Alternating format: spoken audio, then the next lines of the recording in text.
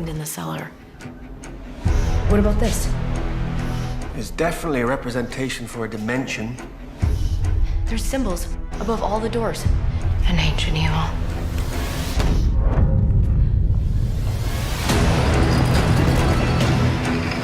Delta, point vector, epsilon. There's something in there. It looks like Ellie. It's here.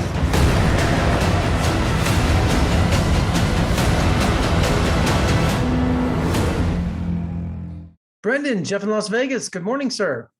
How are you, Jeff? Yeah, I like your poster and your backdrop there. Oh, thank you very much. I am so thrilled to talk to you. I'll never forget a few years ago, we did 2 weeks in Ireland. It was one of the greatest experiences of my life. A week in County of Cork, a week in Dublin. And when we got there, there was a championship hurling match going on across from our hotel. So of course I had to go over. Oak Park, was it? I'm Tipperary, up with Tip. Well, you got yourself a jersey. Wow, fair play. And I also got a hurling stick. Talk about getting that through security at the airport.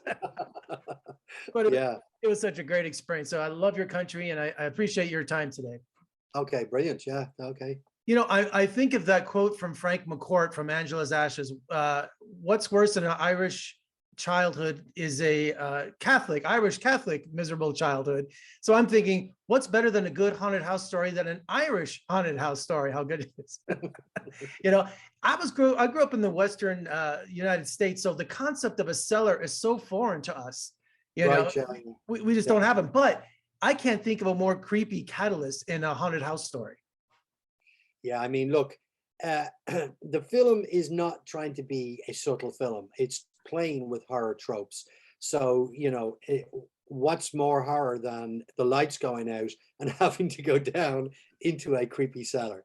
I mean, it's based on a short film that I made in 2004 called The 10 Steps. And that was literally just a babysitter. The lights go out, they have to go down to the cellar to the trip switch and put the lights back on. I mean, it's a simple idea that's, you know, rooted in horror. Yeah, especially when you have kids, you know, go down into a cellar when they're home alone and start flipping switches and things like that. And when you mentioned tropes, ancient symbols, old Victrola records, black lights, I mean, they're all there. You know what? It's got the kitchen sink in there. It's like, I would call it hokum. I mean, which is a nice way of saying that it's sort of fun. It's a fun, you know, breadcrumbs left for detective clues, but it really, really adds up to sort of let's have a cool monster, and let's take it even further than that and go somewhere else, another dimension. And there's nothing wrong with using well-used tropes if they're used correctly. And I thought they were brilliant in this film. And, you know, I count steps to this day. I don't know why, but when I get on a staircase, and so that really freaked me out when she's like, count the steps. Some people do. My mother does. Yeah, a lot of people do. Yeah. You know, finding the home, it's a character in this film. I actually heard that the cast stayed there too. Well, they didn't stay in the actual house. It is a guest house. It's a 5-star guest house, a beautiful place. They stayed in, there's like these stables that have been renovated to holiday cottages, which is just beside where the house is. So the owners of the house stayed in one of them. There's 4 of these cottages. The owners of the house couldn't obviously stay in their house while we were shooting. So they stayed in the biggest one, which left 3 more, and the cast stayed in 2, and I stayed in the last one. And it was really handy because it was during COVID, a COVID lockdown.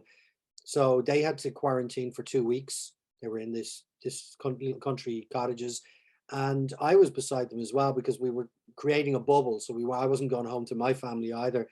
And it was actually quite nice, you know, like, I mean, obviously I was working more than they were learning their lines and chatting about their characters, but it was nice to, when I would finish what I was doing, to come in and hang out with them and chat with them about the, you know, the script and stuff. So it was quite nice actually staying in the house, and so close to, because 3 weeks of our shoot was in this house. So it was nice to be that close to, you know, we don't have to get up so early and stuff. Yeah, it was great.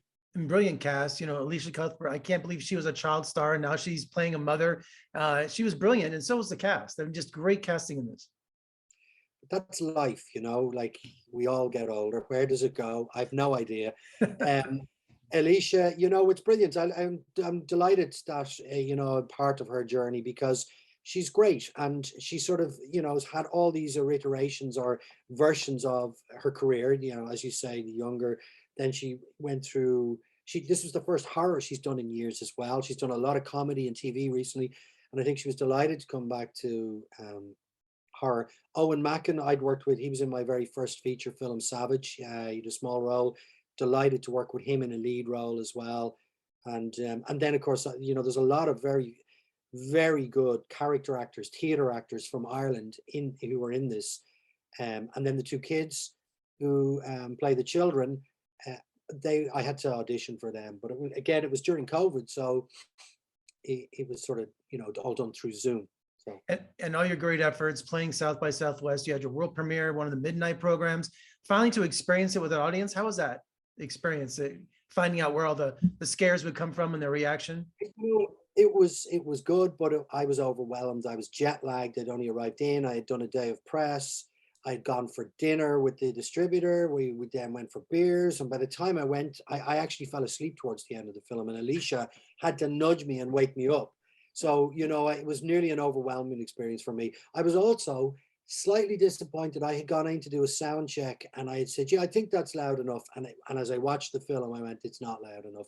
Oh. And yeah, it's grand. It wasn't bad, but it could have done with a little more welly to get those sound effects through, And finally today, there's a renaissance in Irish horror cinema. Are you proud of being part of that movement?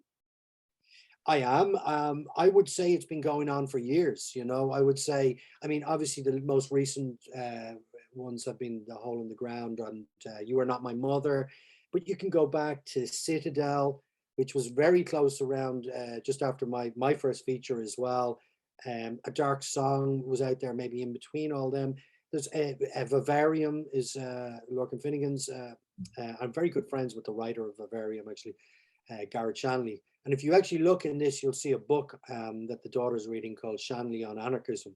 And that is my nod to Garrett Shanley, who wrote Vivarium. But am I proud of it? Yes, I am. I would say all of my films have been within the genre. They've all played at all the fantastic film festivals. Savage is, there's no supernatural, but it's very violent, and it's dealing with violence. Love Eternal is based on a Japanese novel about necrophilia, and he's the same author who's done Room.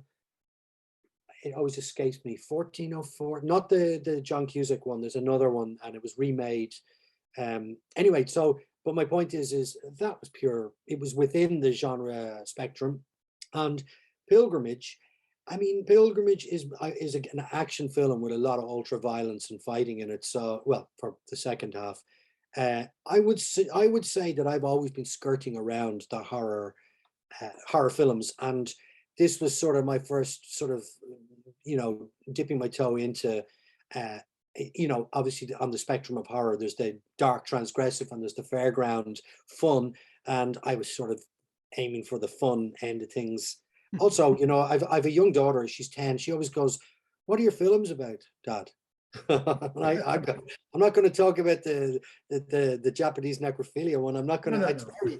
So it was really nice to make a film that, and only just recently we had a gala screening here, and not only did she see one of my films, but she was in the cinema to see it and everything. It was great.